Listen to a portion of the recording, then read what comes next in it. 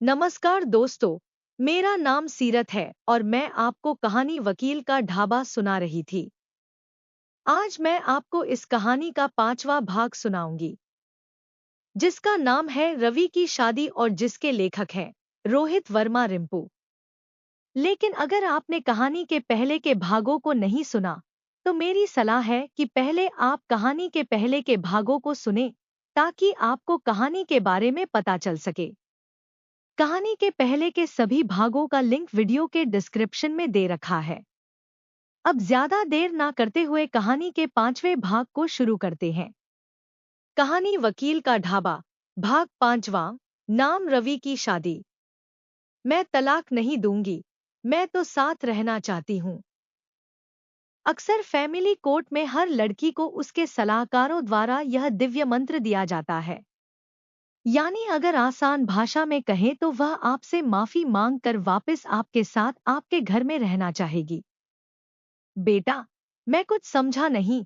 अगर बहू माफी मांग कर वापस हमारे साथ रहना चाहती है तो इसमें बुरा ही क्या है? अंकल जी, इसमें कोई बुरी बात नहीं है।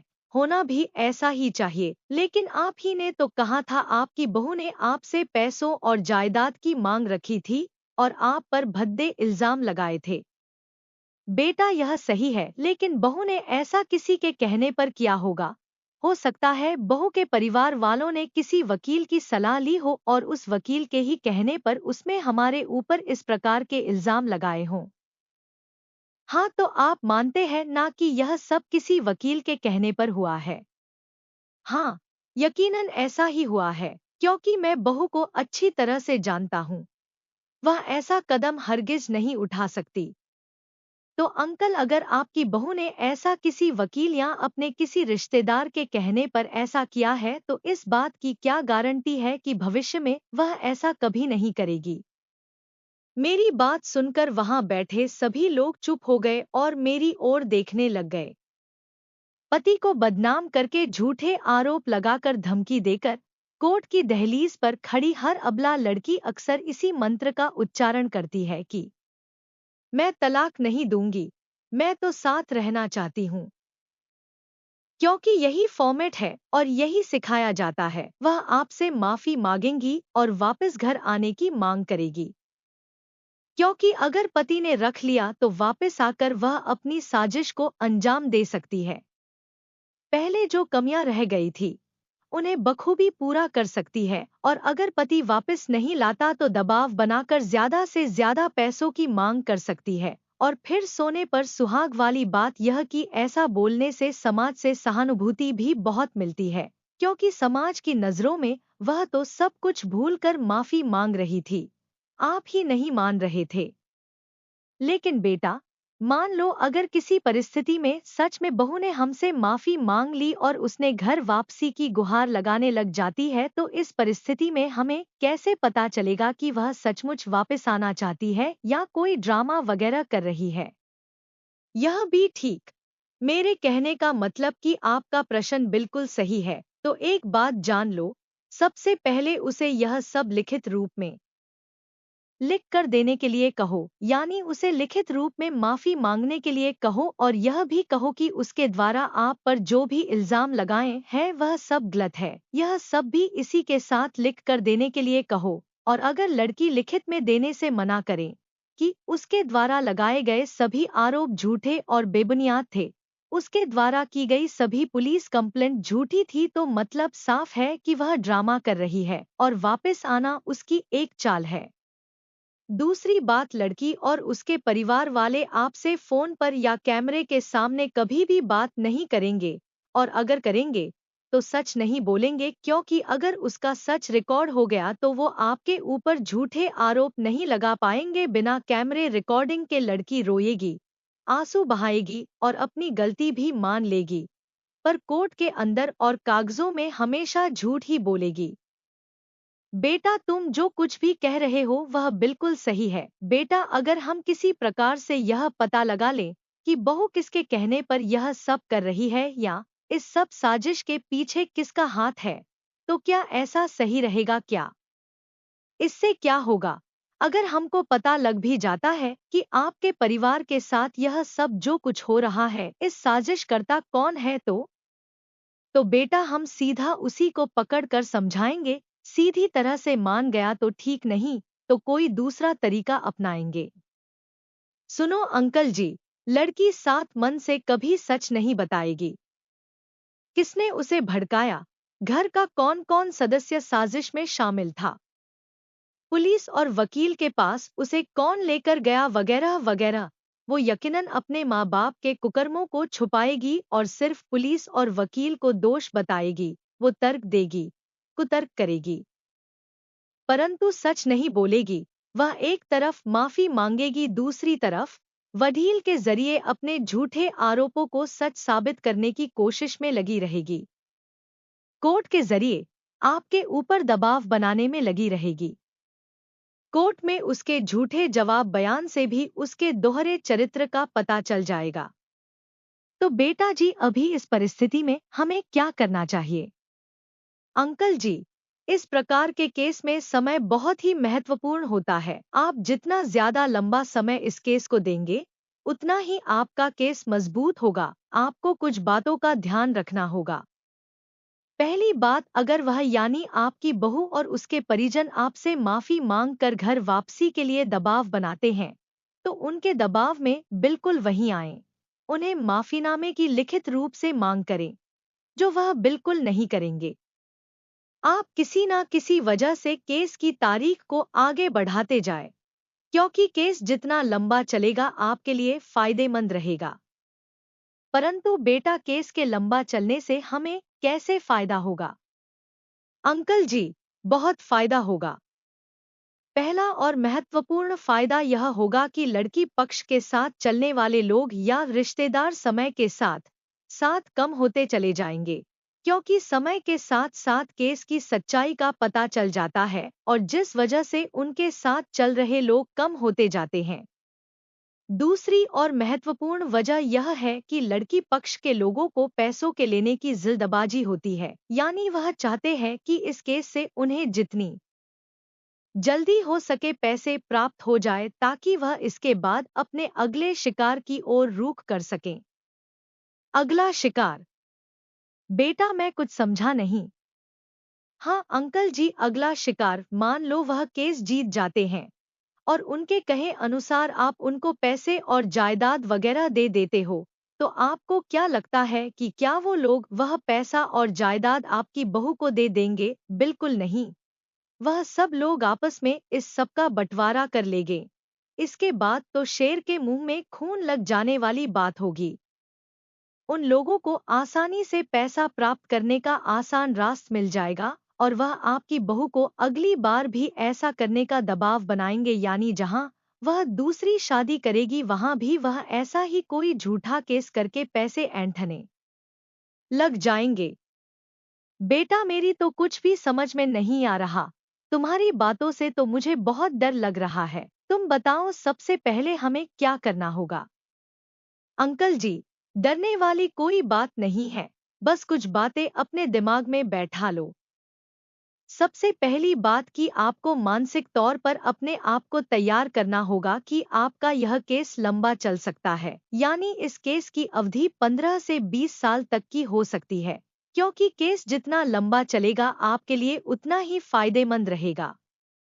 दूसरी बात ज्योति, मैंने पहले भी बताई है कि अगर वह लोग माफी वगैरह या सुलह की कोई बात करते हैं, तो आप उन्हें यह सब पुलिस और लोगों की मौजूदगी में लिखित रूप में करने को कहें, ताकि भविष्य में आपको कोई परेशानी ना हो। याद रहे, बिना लिखित रूप से आप बहू को घर वापस लाने की गलती कभी ना करें। बेटा तुमने जो कुछ कहा हम बिल्कुल वैसा ही करेंगे, लेकिन मुझे एक बात समझ में नहीं आती कि आखिरकार यह लड़कियां या उनके माँ बाप ऐसा काम करते ही क्यों हैं? यह झूठे इल्जाम, आरोप और तलाक वगैरह का चक्कर आखिर क्यों? अंकल जी मेरी बात को ध्यान से सुने। अगर कोई स्त्री अपने पति और पति परिवार पर झूठे आरोप लगाती है और उनको कोर्ट कचहरी तक ले जाती है, तो तलाक होना निश्चित है। आज पति तो अपनी पत्नी को अच्छे से सम्मानपूर्वक रखना चाहते हैं, लेकिन पत्नी इधर उधर, चाहे उसकी सहेलियां बहनें या उसकी माँ ही क्यों न हो, कि बातों में आकर जाने अनजाने में अपना घर बिगाड़ बैठती है, या फिर दूसरे की बातों में आकर पति और ससुराल को अपने काबू में रखना चाहती है। मैं दावे के साथ कह सकता हूँ कि अगर लड़की मायके में कभी कभार ही फोन करे या हर रोज जरूरी हो तो दिन में केवल एक बार, केवल 4 या 5 मिनट तक ही मायके में बात करे, वो भी ससुराल की सारी बातें करने की बजाय केवल राजी खुशी की बात करे, तो तलाक के बहुत से मामले कम हो सकते हैं और एक शादीशुदा जोड़े का सफल गृहस्थ जीवन बच सकता है। अगर साथ नहीं रह सकते तो आपसी सहमति से तलाक लेकर समय और जवानी दोनों बचाए जा सकते हैं। केस लड़ने में कम से कम 4 से 10 वर्ष लग जाते हैं और झूठ सच में नहीं बदला जा सकता। वकील लोग अपने पैसे के लालच में भले ही आपको जीत का भरोसा दिलाएं, लेकिन जीत केवल सच्चाई और सबूतों के आधार पर ही होती है।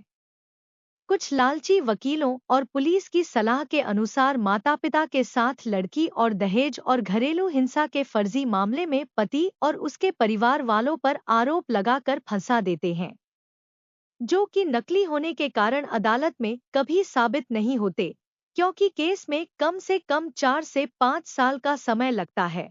इसलिए कुछ कायर लड़के या जल्दी दूसरी शादी करने के लिए लालची लड़की और उसके माता-पिता को कोर्ट से बाहर मोटी रकम देकर मामला सुलझा लेते हैं। अगर लड़के केस को मजबूती से लड़ते रहते हैं, तो उन्हें लालची लड़की और उसके माता-पिता को एक पैसा भी नहीं देना पड़ता।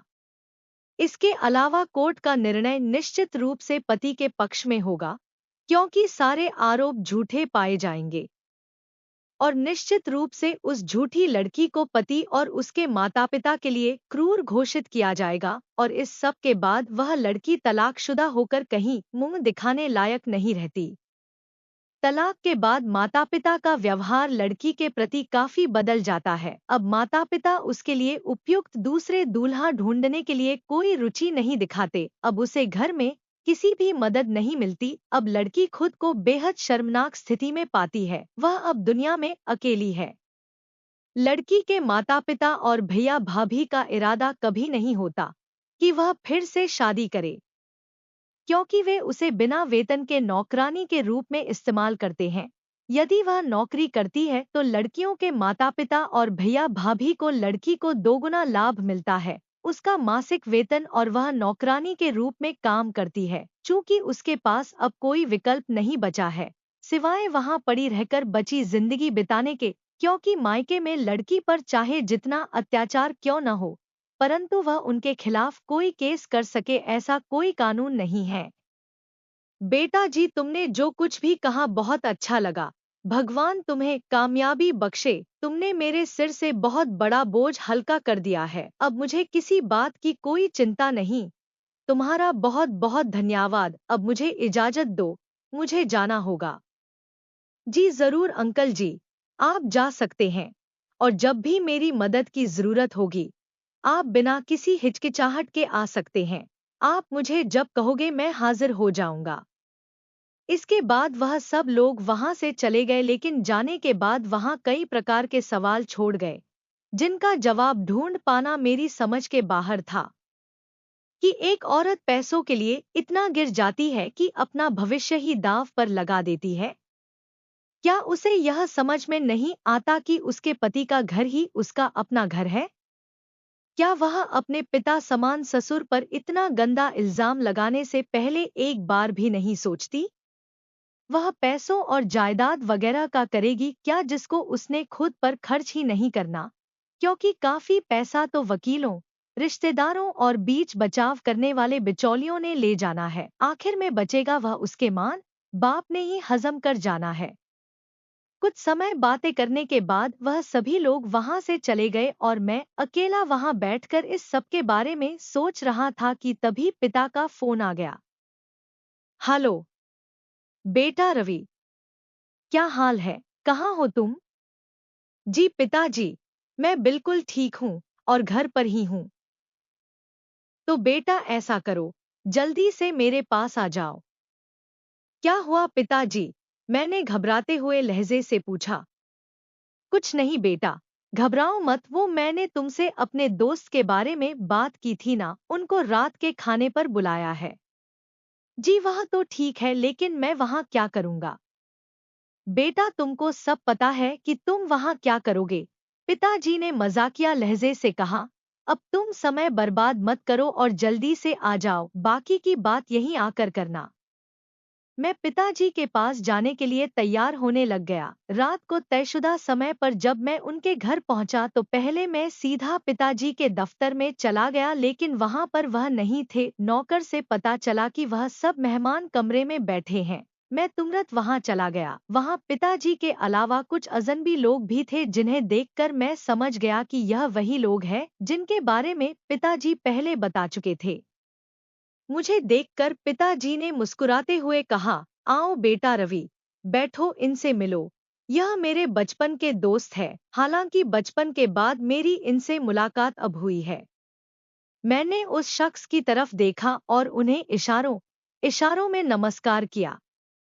हम सभी बैठकर बातें करने लग गए। बातों बातों में वहां मेरी शादी के बारे में बात चल पड़ी और पिताजी ने मेरी मुलाकात ईशा से करवाई।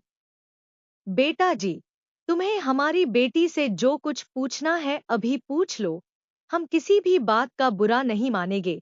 वहां बैठे ईशा के पिताजी ने मुझसे कहा। हाँ रवि बेटा, तुम्हें जो कुछ भी ईशा बेटी से पूछना है पूछ लो। जाओ वहां अकेले में बैठकर एक दूसरे से बातें वगैरह करो, पिताजी ने मुझसे कहा। पिताजी मुझसे बार बार ईशा के साथ बातें करने के लिए आग्रह कर रहे थे, लेकिन मैं कुछ शर्मा रहा था। शायद यह इसलिए क्योंकि यह मेरे साथ पहली बार था। हाँ, यह पहली बार था क्योंकि इससे पहले मैंने कभी भी किसी लड़की के साथ बातचीत नहीं की थी। मैं वहां से नहीं उठा कि तभी ईशा की मां ने ईशा और मुझको वहां से जबरदस्ती उठाया और कुछ दूर सामने लगे सोफे पर जाकर बिठा दिया।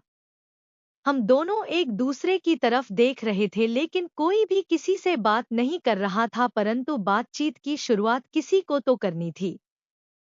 मेरे मन में उस समय पता नहीं क्या आया और मैंने बातचीत की शुरुआत करने का फैसला किया, लेकिन मैंने ईशा से बात करने के लिए जैसे ही मुंह खोला मैं कुछ नहीं बोल पाया। मेरी आवाज जैसे फिर से मेरे मुंह में अटक कर रह गई थी। मैं घबरा गया क्योंकि मुझे पता था कि मेरे साथ क्या हो हुआ है। इससे पहले कि मैं बोलते समय हकलाने लग जाऊं, मैंने उस समय चुप रहने का ही विचार किया। हम दोनों काफी समय तक एक दूसरे से बिना बात किए बैठे रहे। ईशा के मन की बात का तो पता नहीं, लेकिन मेरे मन में अपने हकलाहट की समस्या फिर से आने का डर पैदा हो रहा था।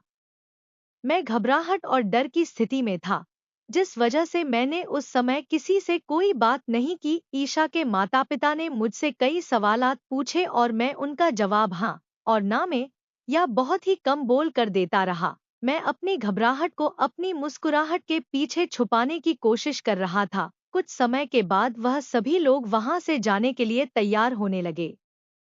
हम सभी खड़े होकर ईशा और उनके माता-पिता को अलविदा कह रहे थे कि तभी मेरे छोटे भाई के मन में पता नहीं क्या आया और वह मेरी और ईशा की तस्वीरें खींचने की आग्रह करने लगा। खैर कुछ देर तक मेरा भाई हमारी तस्वीरें खींचता रहा। उसने मेरी और ईशा की बहुत ही सुंदर तस्वीरें खींची, जो आज भी मैंने अपने पास एक यादगार के रूप में संभाल कर रखी हुई है। कुछ समय के बाद सभी अपने अपने घर चले गए। मैं भी वापस अपने घर आ गया। वापस घर आकर जहां एक और ईशा के साथ नया जीवन शुरू होने की खुशी थी, वहीं दूसरी ओर पिछले जीवन का मेरा घिनौना सच, जो कि मेरी हकलाहट की समस्या के रूप में था, वह मुझे डरा रहा था। क्या मेरी हकलाहट की समस्या फिर से वापस आ गई थी? पिछले कई वर्षों से मुझे हकलाहट की समस्या ना के बराबर ही हो रही थी। अगर कहीं पर या किसी परिस्थितियों में हो भी जाती तो मैं उसे नजरअंदाज कर देता, लेकिन इस बार परिस्थिति नजरअंदाज करने लायक नहीं थी, क्योंकि मेरी हकलाहट की समस्या के बारे में बहुत ही कम लोग जानते थे। यहाँ तक कि पिताजी को भी इस बारे में ज्यादा कुछ नहीं पता था। खैर मुझे मेरी हकलाहट की समस्या के बारे में सोचने के बजाय अपनी आने वाली जिंदगी के बारे में सोचना था। मैं थोड़ा सा असमंजस की स्थिति में था। मेरे मन में कई प्रकार के सवाल चल रहे थे जिसका जवाब मुझे जल्दी ही ढूंढना था। यूं तो मेरा कोई दोस्त नहीं था जो मेरी मदद करता, लेकिन मैं भानु से इस बारे में बात कर सकता था। भानु मेरे बचपन का दोस्त था, वह और मैं हॉस्टल में एक साथ पढ़ते थे। वह मेरे बारे में सब कुछ जानता था। जब भी मैं किसी मुसीबत में होता या मुझे कुछ मदद लेनी होती तो मैं भानु को ही याद करता था। मेरे मन में चल रहे सवालों का जवाब भानु ही दे सकता था, वह ही मेरी मदद कर सकता था। मैं तुरंत से भानु को फोन लगाया। हेलो भानु। हाँ भाई रवि, क्या हाल है? क्या काम है? कैसे याद किया? यार क्या हो गया? इतने सारे प्रश्न एक साथ। मैंने तो बस ऐसे ही फोन किया था। रवि भाई, मेरी बात सुन। मैं तुम्हें बचपन से जानता हूँ। मैं तेरी रग रग से वाकिफ हूँ। बोल, इतनी रात को फोन क्यों किया? रुक मैं बताता हूँ। शादी की बात चल रही है, पहली बार लड़की से मिला है, मन में बहुत से सवाल हैं। तो पूछ, बेझिझक होकर पूछ। यार तू तो सब कुछ जानता है, तुझे तो कोई बाबा बन जाना चाहिए। तू तो मेरे दिल की हर बात जानता है। लेकिन यह बता, तुम्हें कैसे पता कि मैं तुम्हें यह सब पूछने के लिए फोन किया था? वह सब छोड़, पहले यह बता कि मैंने जो कुछ कहा वह सच है या नहीं। हाँ भाई, बिल्कुल सच है। तुमने जो कुछ कहा, तुम्हारी एक एक बात सच है। मतलब तेरी शादी हो रही है? हाँ, वो पिताजी ने जोर दिया था। उनके किसी दोस्त की बेटी है, तुम तो सब जानते ही हो कि मैं उनको मना नहीं कर सकता। कब हुआ यह सब? मेरे कहने का मतलब है कि तू लड़की देखने कब गया था? बस यूं समझ ले कि अभी अभी देख कर आया हूँ। और आते ही सबसे पहले तुम्हें फोन लगाया है। मैंने तो सोचा था कि तुम्हें आश्चर्यचकित करूंगा, लेकिन तुमने मेरी बात पहले ही बताकर मुझे ही हैरान कर दिया। कहाँ पर हुआ यह हादसा? भानु ने मजाकिया लहजे से कहा। पिताजी के घर पर। उन्होंने मुझे रात के खाने पर बुलाया था और जहां उनके दोस्त और उनका परिवार पहले से ही मौजूद था। चलो वह सब तो ठीक है। अब यह बताओ कि वह कौन सी इतनी जरूरी बात है जिसे तुम्हें इतनी रात को करनी है, जिसके लिए तुम सुबह का इंतजार नहीं कर सकते? यार वो बात यह थी कि बाकी सब कुछ तो ठीक ठाक से निपट गया, लेकिन जब उन्होंने मुझे और लड़की को एक साथ बैठाकर बातें करने के लिए कहा तो वहां पर कुछ गड़बड़ हो गई। कैसी गड़बड़? यार जब मैं और वह लड़की बातें करने के लिए बैठे तो पहले तो हम बहुत देर तक चुप रहे। फिर मैंने कुछ देर के बाद बातचीत की शुरुआत करने की सोची, लेकिन मेरे मुंह से आवाज नहीं निकली। आवाज नहीं निकली से तुम्हारा क्या मतलब है? यार तुम्हें तो पता है ना कि मुझे हकलाहट की समस्या थी। हाँ, लेकिन वह तो ठीक हो गई थी ना। तुम तो बिल्कुल ठीक बोल लिया करते हो। हाँ, तुम सही कह रहे हो। मेरी हिसाब से मैंने अपनी समस्या पर काबू पा लिया था, लेकिन उस समय पता नहीं क्या हुआ। उस समय मैं फिर से हकलाने जैसे स्थिति में पहुंच गया था। हालांकि मैंने सब संभाल लिया था और किसी इस बात का शक नहीं होने दिया, लेकिन अब मैं क्या करूं? अगर किसी को पता चल गया कि मैं हकलाता हूं तो क्या होगा? कुछ नहीं होगा। तो घबरा मत। किसी को कुछ पता नहीं चलेगा। पता तो तब चलेगा ना कि जब तू हकलाएगा। तू हकलाएगा नहीं तो किसी क्या खाक पता चलेगा? नहीं यार, फिर भी मुझे बहुत डर सा लग रहा है। तू डर मत। मेरे एक अंकल हैं जो गले के डॉक्टर हैं। मैं उनसे बात करूंगा। हो सकता है कि इस संबंध में हमारी कुछ मदद कर सके। ठीक है, तू उनको फोन करके पूछ और मुझे अभी बता। यार तुम्हें क्या हो गया है? इतनी रात को किसी को फोन करते अच्छा नहीं लगता। मैं सुबह उनसे फोन करूंगा और जो भी बात होगी तुम्हें बता दूंगा, तो चिंता मत कर। चल ठीक है, जैसी तुम्हारी मर्जी। यार मैंने कहा ना कि तू चिंता मत कर। मैं हूं ना। खैर यह छोड़, तू मेरी होने वाली भाभी के बारे में कुछ बता।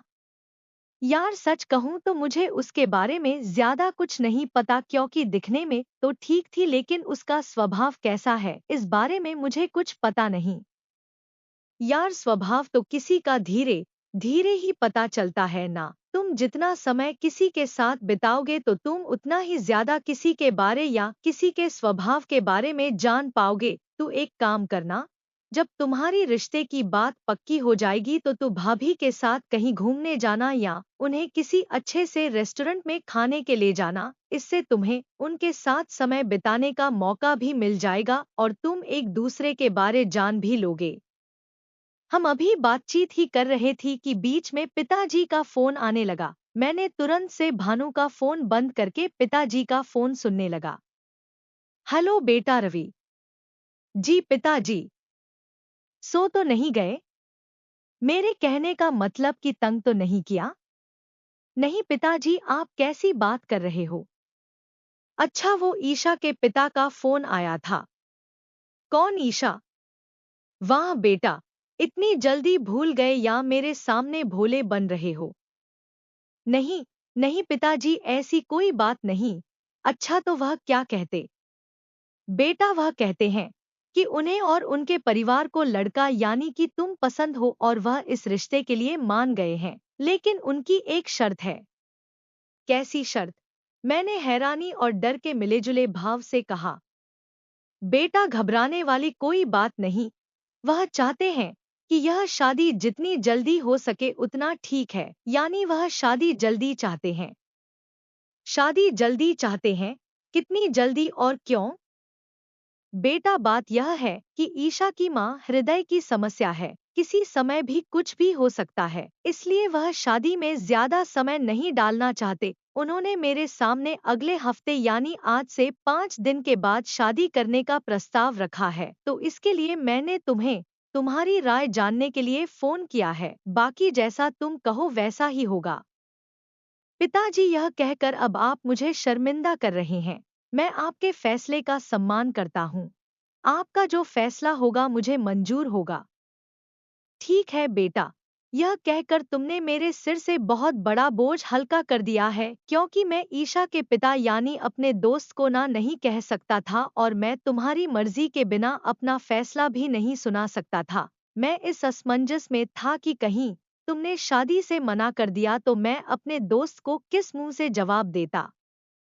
पिताजी ने कुछ देर बातचीत करने के बाद फोन बंद कर दिया। मैं पिताजी की बात पर हैरान था और साथ ही अपनी शादी होने की बात पर भी हैरान था। मेरी शादी इतनी जल्दी तय हो जाएगी इस बारे में मैंने कभी सोचा नहीं था। यह वह वक्त था जब मैं अपनी माँ की कमी को महसूस कर रहा था।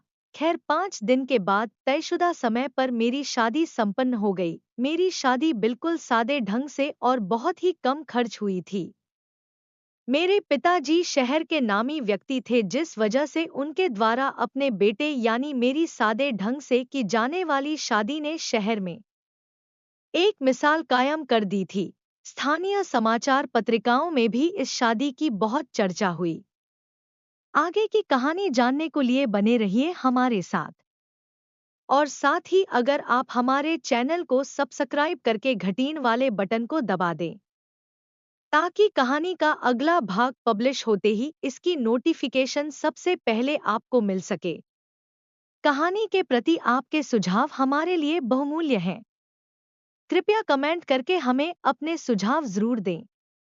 धन्यवाद। मेरा नाम है सीरत और मिलते हैं कहानी के अगले भाग में। तब तक के लिए आप मुझे इजाजत दें। धन्यवाद एक बार फिर से।